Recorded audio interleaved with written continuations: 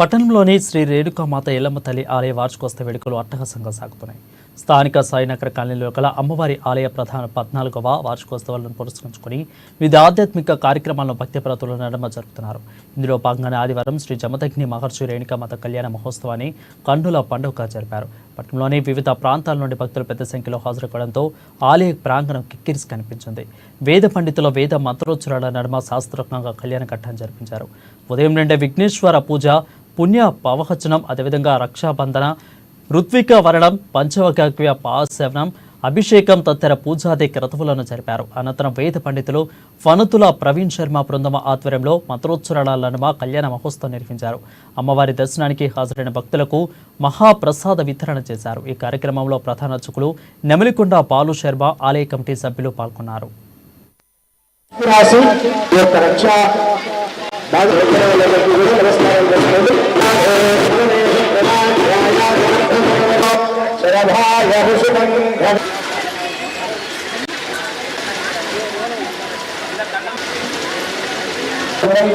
నమస్కారం చేసుకోండి.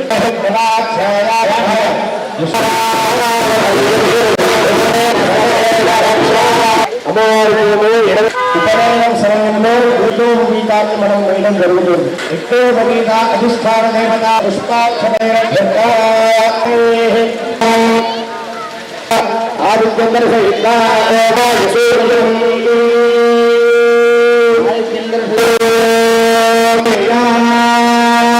వధువు వాళ్ళకి ఇద్దరికి సంబంధించినటువంటి వివాహం పడి ఉంటాయి. ఇవన్నీ